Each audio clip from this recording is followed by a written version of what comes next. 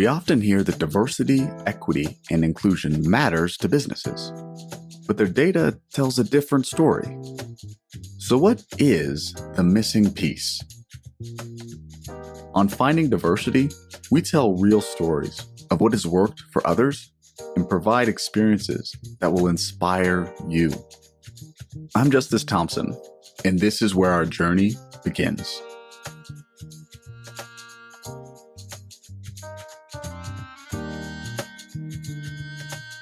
Welcome back to Finding Diversity, the missing piece. Today, we're thrilled to have Loren Rosario-Maldonado as our guest.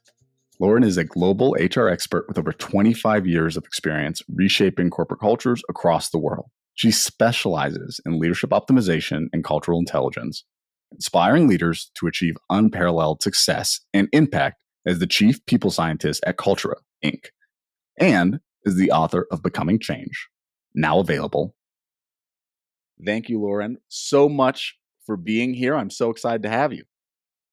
Thank you, Justus. I'm so excited to finally be speaking with you today. I've been looking forward to being a guest on your podcast. Thank you so much for giving me the space to talk about this very important topic, yet so misunderstood many times. So thank you.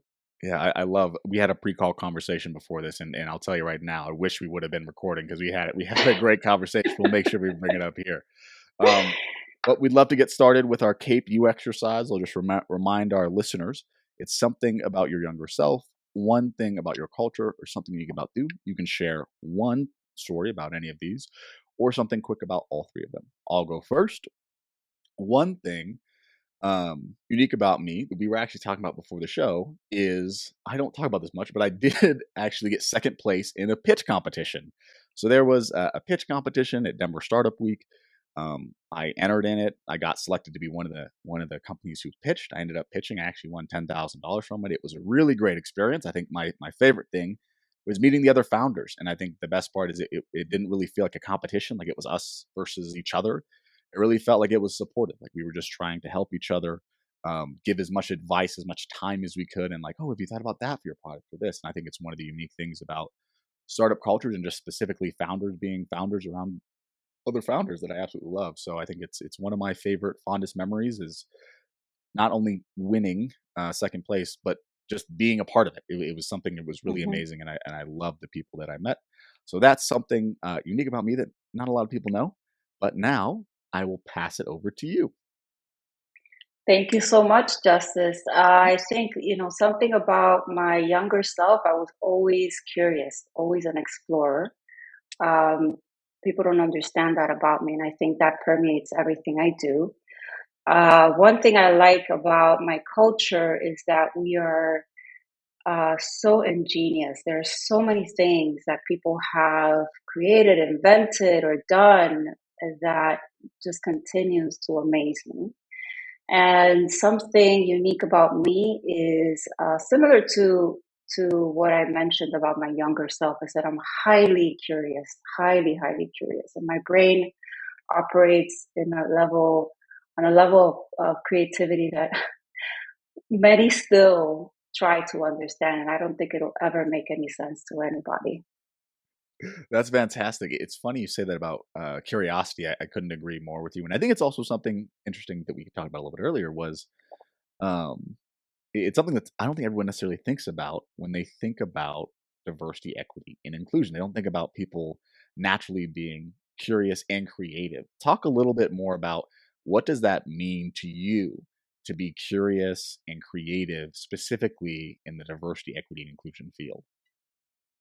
Especially in the DEI field, it's important to stay curious because it's in curiosity that we gain understanding, right? When we're trying to approach it from an expert perspective, it connotates a lack of humility. And staying in curiosity helps you bring this childlike curiosity to things, where you're always asking why. You're always in a state of wondering. And it moves you away from being in a state of judgment and labeling, and more towards a space of connection and collectiveness. Yeah, I think the analogy of kids is really interesting. It makes me think of, man, when you look at kids play on the playground and you watch them interact with each other, it's amazing how many of the things that now as adults we would struggle with making the same connection, right? Where kids, not only I think that they have that curiosity about like, hey, I want to learn about you, I want to play with you, but it's also the kids' level of forgiveness. I don't know if you'd agree with that, but just kind of the ability to say, yeah, like you probably didn't say that right. I still want to play this game. I'm gonna correct you, but like let's keep playing. Like the point of the game is let's keep playing. And I love that. And I Yes. thought the analogy you used was really, really spot on. Thank you. I always say that kids are so much more evolved than adults are. You know, as adults, we are shaped by so many things, our lived experiences, our the societal expectations that are placed upon us, right? Regardless of where you fall in the identity spectrum. Kids are, raw. They're raw. They're in this raw, curious state where everything has a sense of wonder. You know, they look at the sky and they wonder, oh, why is the sky blue? Oh, why are the clouds white and why are they shaped differently? There's this continuous sense of uh, just curiosity, right? And it's beautiful to see that innocence and bringing a little bit of that into our day to day experiences as adults actually helps us navigate all these differences that we encounter on a day to day basis. Yeah, I think that's wonderful. I think the one thing I was curious about asking you was when you take that curiosity and you go into organizations, how do you broach that with them? How do you help them come to a better understanding of diversity, of equity, and inclusion while keeping that curiosity? Always asking more questions than giving the advice. It's Interesting. interesting to see how I'll have two companies say to me, we need a DEI intervention, right? It starts with that. And once I start navigating their journey and ask deeper and deeper questions, it always ends up being something else. And so, bringing that sense of curiosity helps me hold judgment while at the same time honoring the individuality of the organization. No two companies are the same. And so, why should my approach be the same for any two companies? I think that's such an excellent approach because I think a lot of times what you see in this field are blanket approaches of people who say, it's a one size fit all. Every program needs to have X or do X. And while there are similarities across, the overall goal of a D&I program, the way I think companies can achieve them or move forward on their journey is very different. So I think it's an excellent point of asking more questions and giving prescriptions. Makes a lot of sense. You don't go to the doctor and you say, "Oh, I think my stomach's hurt," and they're like, "Okay, here's a prescription," right? They ask a lot of questions. How long has that been happening? What does that look like? Right? It needs to be prescriptive. So I really, really like that approach a lot. Absolutely. Absolutely. And in that prescribing process, right? I always like to make sure that the organization as a whole feels seen and heard. Mm, A lot of times leaders know what they need to do, they don't know how. yes. And so having that dialogue is important because it helps them also feel like they're part of the process, but that every single aspect of the prescription, right, using your same analogy, whatever it may be, includes everyone at every level, even that leader who does not understand how. And also helping them understand that it's okay. It's okay that you don't know how. You don't have all the answers. You're not supposed to. But the simple fact that you're addressing it here and you're committing to being part of the change is enough.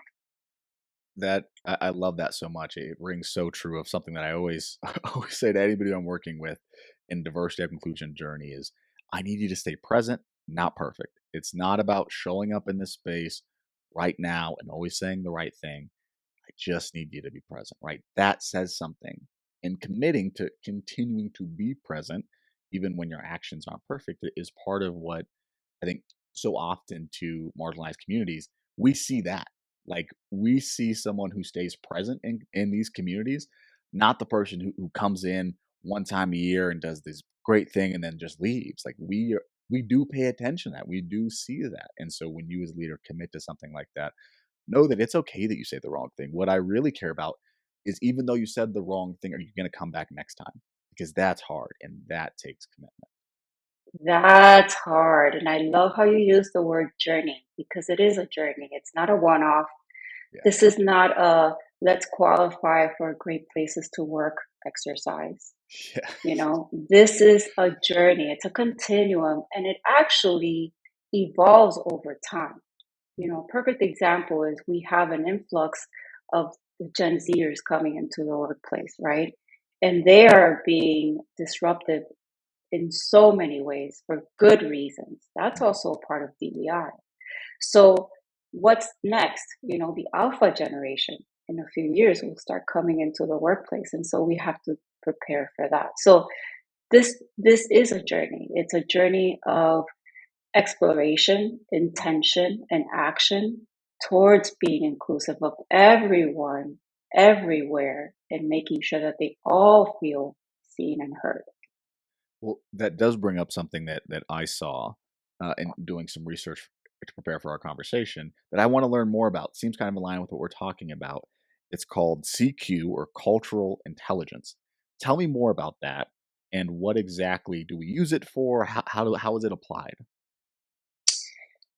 CQ is basically a framework that helps you understand and navigate differences Okay. better. In a very, it's a very simplified way of explaining, copious amounts of research behind this framework. But what it entails is a framework that includes four capabilities: CQ strategy, CQ knowledge, CQ action, and CQ drive. And the reason why there are these four capabilities is because they all intersect in how you navigate Mm. cultural differences. For example, using the Gen Z generation, there's a lot of uh, contention and misunderstanding around what it is that they need, and what is up with all this disruption and all these requests, and all the different dynamics that comes with this generation, right? So knowledge will tell you this one generation has experienced more traumatic events than any other generation in the mix. At every single milestone in their lifetime, they've experienced some sort of worldwide traumatic event cemented by COVID, which was Mm. not too long ago. Yeah. So they didn't get to experience all of the what we call normal social experiences, like going to prom or graduating, in a way that the other generations did, right? So we have this knowledge. How do we strategize around that? Well, understand the reasons behind all this trauma and why this is such an anxious generation, right? So there comes the CQ knowledge aspect. The CQ drive plays into our motivation to understand and relate better with this generation, whether it's in the workplace or at home or anywhere in between, even if it's at the supermarket. And then your action, you cannot create connection. You cannot create a sense of community if you don't take action. How are you going to use this information that you know in order to act with this group? How are you going to adapt your conversations, your behaviors, your interactions? And so this is how all four capabilities come together, right? Cultural intelligence is, in my opinion, a good way to approach differences because it provides this neutral language for navigating all these differences that can get emotionally loaded sometimes. I think that's such a good word, and something that came to mind when you were speaking was the one word over and over again, and it was authenticity.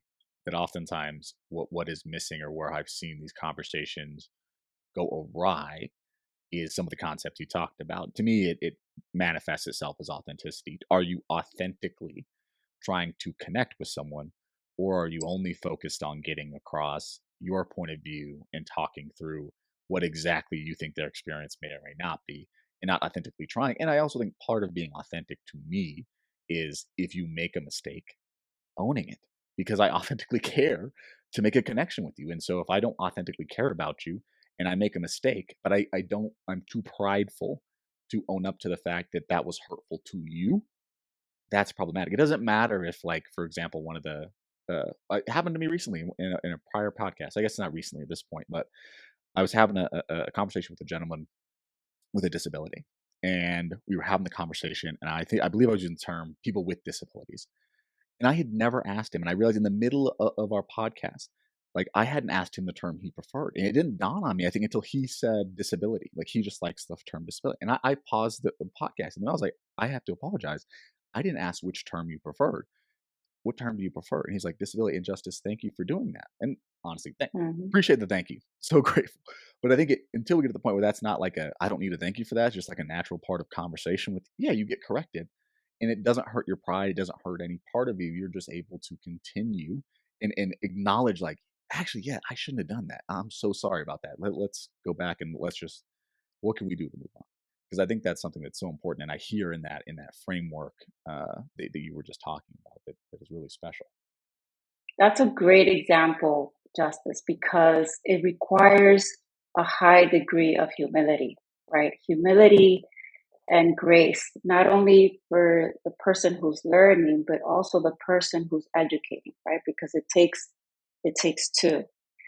Being humble enough to assert what it is that you feel is important to your identity, but also being humble enough to recognize that you don't have all the answers and you're learning. You're learning as you go, really. You may have this general understanding, but you're always enhancing that understanding through learning experiences, through the knowledge that you acquire, through reading, through research.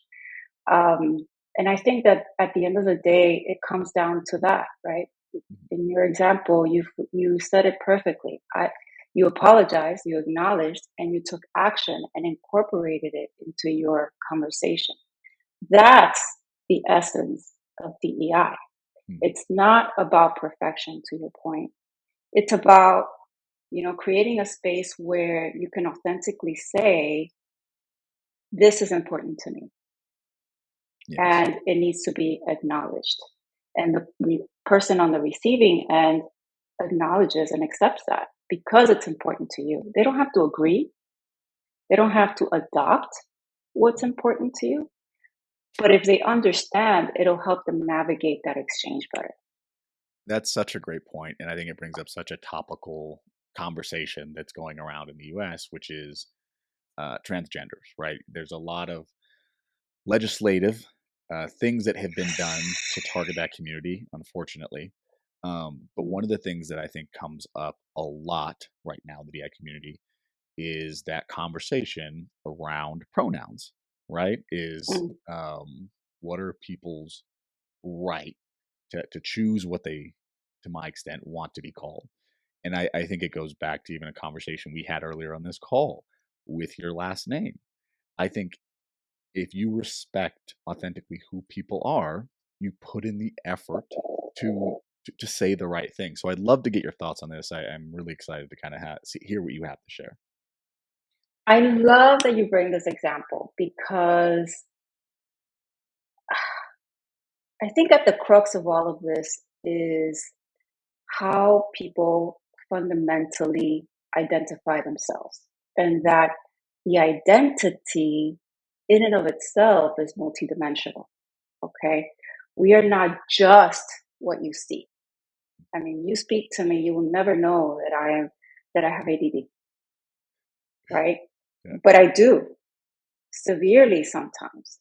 But it's an aspect of my identity that doesn't hold as much weight in my identity hierarchy as someone who may be further along in that spectrum. Mhm. Okay. And so, to your point, we talked earlier about, how picky I am about my name, because in the list of all of the dimensions that comprise the Loren identity, my name is number one. I mean, please don't butcher my name. Please, I beg you. And even if you don't know how to say it, please just try. Just Yeah. try. But for someone else, it may be, to your point, it may be their, sexual or gender identity, right? Sexual orientation, gender identity. It may be their race. It may be their socioeconomic status, their education, their immigrant status, right? Yeah. And understanding that all the weight that we give to each aspect of our identity varies person to person. You and I happen to connect on that one aspect of our identity, but there may be other aspects that we don't even talk about, right? Because they don't hold so much weight for us, for you and me. But there may be someone else who's different, who doesn't even care when their name is butchered or not. Yeah. And so, going back to that subject of, within the transgender community, it is an aspect of their identity that holds a much higher weight in their lived experience than it would be me. I remember when people started being more vocal about their pronouns. I didn't understand it at the time, and I asked a few people what it meant, right? But coming at it from the lens of CQ, cultural intelligence, helped me gain a deeper understanding about what it means to that person, to a point where I can actually coexist with them in the same space and allow them to remain authentic while I am authentic within the space.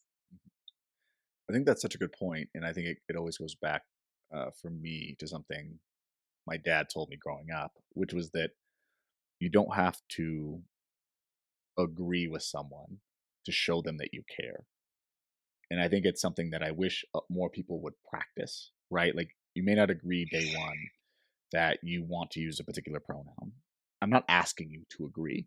What I am asking you to do is to respect them enough to use what they prefer to be called. Because I think, to go back to our conversation earlier, when I am sweating bullets, because I'm dyslexic. So whenever I have to read someone's names, I get so nervous. So I was like, okay, is it Maldonado? And you were like, close enough. Like, that was good. I appreciate you trying. And we had like a funny little back and forth. I was like, I'm dyslexic. I'm sorry. And then you shared something with me that I thought was just a funny interaction, which you were like, most people say McDonald's or something like that. And I was like, oh my gosh. And it was funny because then all of a sudden my dyslexia kicked in. And then I couldn't, when I was just trying to read, I couldn't say anything else.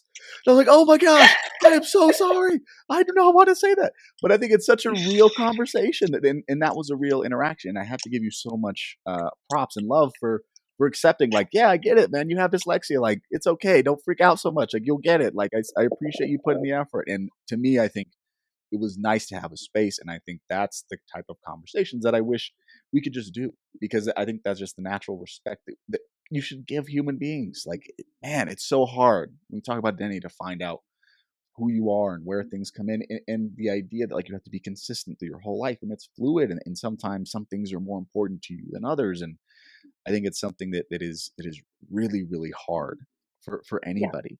And I think we need to be more open about creating that space and that respect. I don't have to agree, but I do have to respect you and try to give you the space to be respected.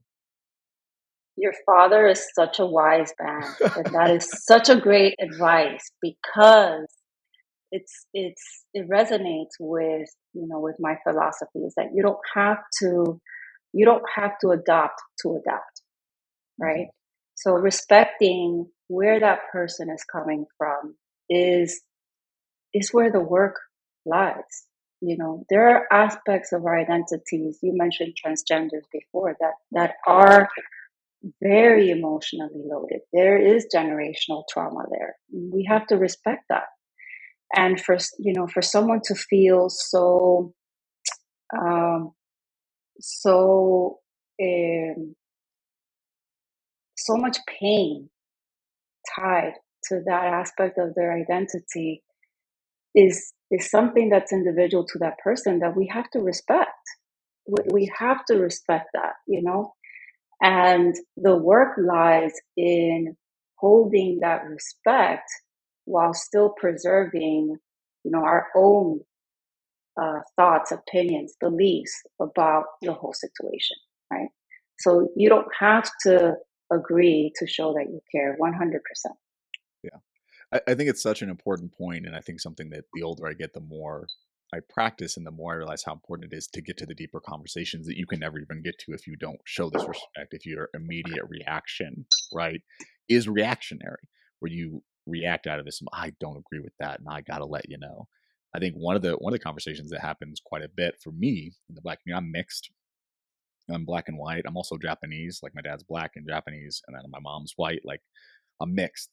So, when I have conversations with people in the black community or some of my friends or some people just like, spark, oh, you do diversity? And let me talk about the issue that I have a problem with. Happens all the time. Just for our listeners, do not do that. Please do not try to come up and have a conversation when I'm just trying to have a beer. Please just save it. I get paid for that. I don't want to do it. But sometimes that'll happen.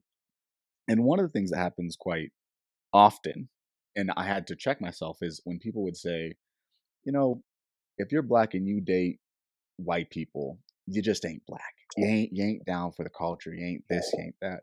And that was so hurtful to me. And Mm, it was so hard not to immediately respond with vitriol and respond with, well, what did Martin Luther King say in this? And what about like and get into this conversational debate with them? And I had done it.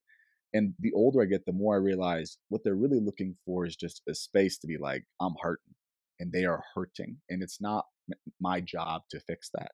And this conversation mm, may not be the conversation for me to talk about some of those things that I feel like may be hurtful to me. It may even be discriminatory. That may be the next mm, conversation, but you obviously need the space right now.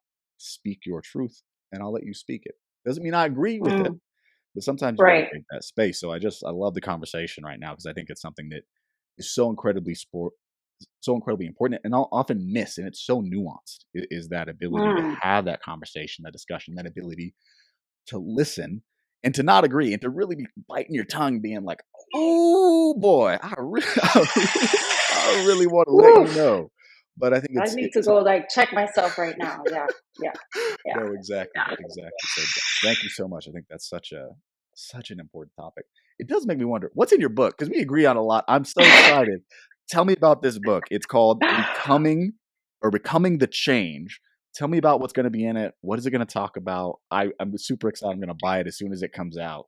But tell our Oh, audience a little bit of details about thank you so much, Justice, because if the book resonates with a lot of what we're talking about here, right? It's the work. It talks about my journey towards becoming culturally intelligent. Notice how I say becoming because there's never any sense of arriving. And how I highlight others who have used cultural intelligence even without knowing what it meant. And in this book, I talk about all the different nuances that we experience in this diverse world that we consider, Earth to be today, and that culture in and of itself and the diversity that exists within cultures is not just a global phenomenon. It's not just about national origin. It's about your gender identity or your race or ethnicity, your religious beliefs, and so forth and so on. There's all these different dimensions coexisting in the world today. And thanks to the help of technology, we are much more connected today than we ever were. Yet we're so much more disconnected. Why? it. So the book talks about how we can apply cultural intelligence in day to day life, Mm, just like we are here. yeah, that's beautiful. It's absolutely beautiful. Super excited for the book. One of the things that came out of that actually just reminded me of I recently went to the Matthew Shepard Foundation. We try to support them whenever we can. Weird, interesting thing. For those of you who don't know who Matthew Shepard Foundation is, uh, Matthew Shepard was a young man in Wyoming who was gay, and two men in Wyoming uh, took him and tied him to a fence post and pistol whipped him till he died. So the Matthew Shepard Foundation is a support organization for the LGBTQ youth. They give an award out every year. I try to attend whenever I can. I've been going for like the last 5 years now. Um, and one of the things that the man who won it, I'm going to forget his name. I kind of will look it up. I'll put it in the comment section below, and then you can all tease me for not remembering who it was. But he got up on stage. He's a black actor. I remember him from things. I just can't remember his name right now. And he shared kind of this quote from his book, which I started tearing up as soon as I heard it. And it was about him growing up in the hood and getting beat up essentially the day before a play the next day because he was gay and went to this art school. And talking about like leaving in the moment he had with his mom, where he was like, I'm not going to sit down and let them win. That's why I'm going to go act. And to me, it was amazing. It was powerful. But one of the things he ended with is he said, "I'm black before I'm gay." And it was such a brilliant intersection of identity, Mm. and that it wasn't. It is Billy Porter. It's Billy Porter. He's Mm. fantastic. Yeah, give it up for Billy Porter. That's my guy. Billy Porter's fantastic. Um, and he just it was just amazing. And when he said that, I could see some people like kind of pull back and like, oh, whoa, whoa. But I think it's so important to recognize your identity is intersexual. And I think when you were talking about the beginning of this call, when there's levels to your identity and there are things that you value much more because they're transit to you, that's important. And I think when we try to too often, I think when people come to me and they're like, oh, I'm struggling with this or that, or Blake Porter said that, I don't know how to feel about it. I think sometimes we forget that although we use um, societal terms and things to help us navigate kind of the larger societal conversation, he's entitled to his black gay experience, however that manifests for him. Identity, although we like talking about it in these broad senses, it's very individual. It's very dependent on the person, the terms that they use to describe their own experience. So it sounds like a lot of that's in that book. I'm very excited to read it. It just reminded me of the story. I was there last weekend. So just thank you so much for sharing about that book. No, thank you so much. It was it's been a work that's been in progress for a very long time. Um, I started this book after I myself experienced what you'd call an identity crisis because I wanted to learn more about my heritage and my ancestry. And, I never really connected or identified with it as much as I should be. And so once I did the work, once I started, excavating deeper and deeper, there was a lot of information and a lot of history that shaped a lot of the beliefs that I held, albeit erroneously, up until that point. And so through that exercise, through that work, was that I found cultural intelligence and how it helped me not only grapple with the sins of my past, but that it helped me understand why it had come to be, why my beliefs were the way what they were, and how I could navigate that and move forward or move through the pain that I felt at the time. That's such brilliant. I think Michael Jackson said it best. You got to start with the man in the mirror. You got to start with you. I think it's something that's often missed in DNI. People come, they're like, what do we need to do? How can we do this? We can fix this, right? And it's like, yeah, here, why don't you read this book? And like, oh wait, I got to read a book. Like, you want me to work? I'm not coming. I'm coming because I want to help people. It's like, yeah, what would be the most helpful is if you shut up for 1 second, listened, and read some books and educated yourself. Because really, it reminds me of something else. I don't know why I'm full of stories today, but I I recently, love it. I love it. Bring it. yeah, I recently, my girlfriend showed me this TikTok of Travis Kelsey and Jason Kelsey on their podcast. And Travis Kelsey is dating Taylor Swift, huge thing in the football world, in the world, really, in Mm-hmm. general. Mm-hmm. And there was this moment that was kind of a while back, but it was a Swifty talking about it. I hadn't really watched the podcast, but she was like, "There's this moment in here that I just want to say is what I think will do wonders for for gender equality. And it's this moment where Jason Kelsey, the older brother who's on the Philadelphia Eagles, is saying, my uh, documentary came out and he was in shorts, and then Travis is kind of razzing like, you were in shorts, and then Jason goes like, yeah, my wife was supposed to bring him, but she forgot him, and then Travis is like, oh, what do you mean, like, can't you bring your own your own jeans? And Jason's like, yeah, that's a good point. And the fact that she, is taking care of our three kids and her parents and trying to get them all.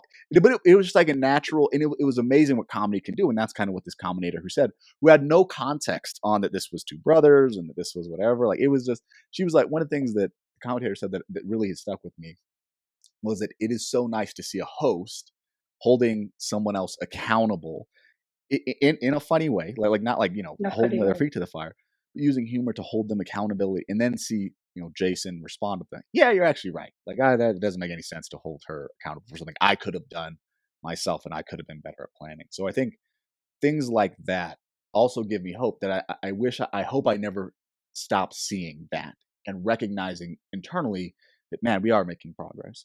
That's amazing to see as two football players, usually considered to be, some of the most sexist, piggest people out there, as the big rough and tumble guys, but doing a fantastic job, which I play football, so I get it. Like, locker room talk, I get it. But I think it's one of the most brilliant things to see is when those guys stand up and like, actually, you shouldn't be doing that. And I think that creates Mm-hmm. change. So it was just a moment that I saw with what you said that I thought I'd share. But that's fantastic. I love that story, and I love those two, by the way. I saw their documentary. They're totally hilarious. Yeah. And it's funny you mentioned Michael Jackson's song, Looking in the Mirror, because one of the chapters is called exactly that, Looking in the Mirror. And, you've got to, in order for you to do the work, you have to look in the mirror. You have to really look at all those different pimples, zits, freckles, whatever is there, and really go inward so that you can go outward. And it's so hard. I think you would agree. It's very hard looking in the face and looking at some of the ugly side. And the sad part is, even if you didn't do anything to have the biases you have or the discriminant thought, you own them and you have to do the work to fix them. Because I think, some of the things that I learned in high school, I remember the conversation where I learned, like, holy shit, I don't know where I got this from, but this needs to be corrected. Because I Mm-hmm. thought it'd be a great idea for there to be a Foot Locker for women. I was like, women need their own Foot Locker. What if they had all their own stuff and this, that, and the other thing? And my sister, I'm like, dude, like, you don't need to solve the problem. We just want to have the same options as you. Because, like, the idea there is that, like, somehow they're pink shoes and whatever. Like, no, I just want, like, a version of the LeBron shoe that I can wear, or the version of whatever. And I was like, no, you don't understand. Like, it's this. And it wasn't until, like, I got verbally slapped in the face by my mother and my sister, like, dude, shut up and just listen for 10 seconds. That I realized, like, oh crap, like, I have a lot of work to do. There are a lot of assumptions. And for me as a man to just come in and be like, oh, it should be this, and let me help you out, fix that. And like, that's quite courageous. Like, it's not that there isn't space for me to have a conversation about, oh, have you thought about this or whatever? But there's a time and a place, and there's an underlying understanding that's needed in order for me to make those comments and them to be respected in any type of way. And they were right in, like, being like, hey, shut up, stop being an idiot.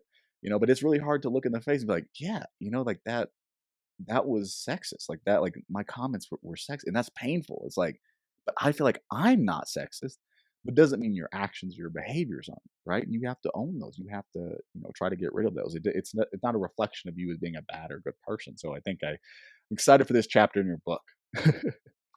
I'm excited. I'm crapping in my pants a bit, because it's a very vulnerable experience. There's a lot of stories there that only those closest to me know.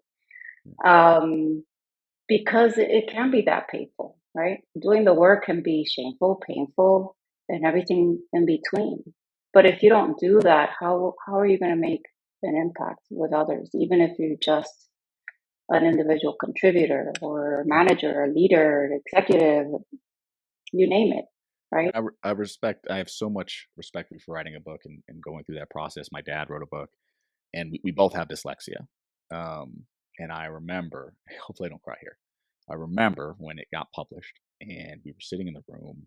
before. I don't know, I think he was speaking at something, and we had the first copy, which we couldn't get. Like something happened. I don't want to say anything about the publisher, but we couldn't get a book, so I had to go online myself and like FedEx myself a copy and somehow get us a copy when he wrote the book.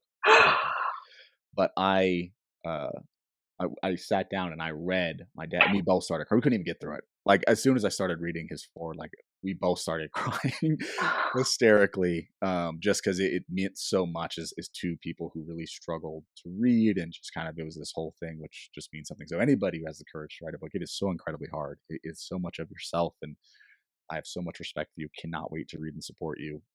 It is Thank fantastic. you. I'm so Thank excited. you. I appreciate that. Yeah, I could. It's taken me some time to even talk about it without crying. Yeah, And I can, I can appreciate what you're saying when those words stare back at you.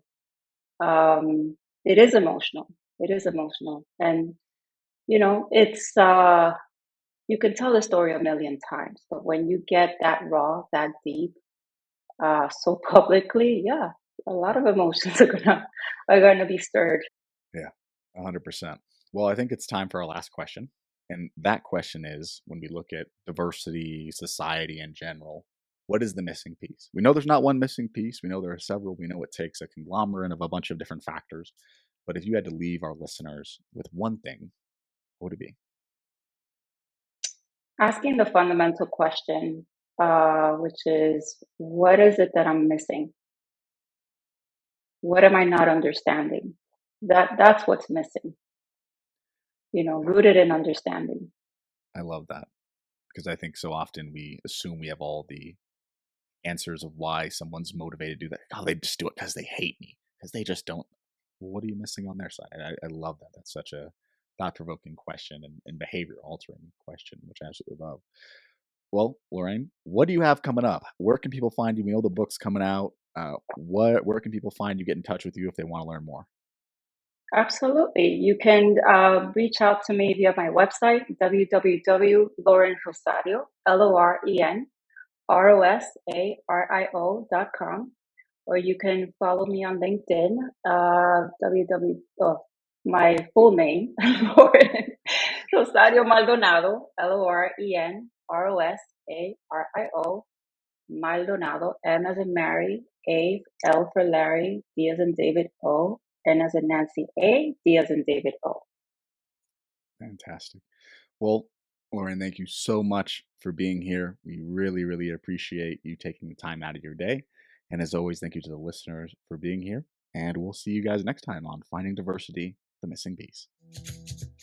Thank you for listening to Finding Diversity, the Missing Piece. You can expect new episodes monthly. And if you like the show, please subscribe and leave a review wherever you get your podcasts. This helps others like you find the show. Finding Diversity, the Missing Piece, is powered by Cape Inclusion. It's produced by Studio D Podcast Production, directed by Prescott Wong, and hosted by me, Justus Thompson. To learn more about how you can get started and to book a demo, visit us at capeinclusion.com.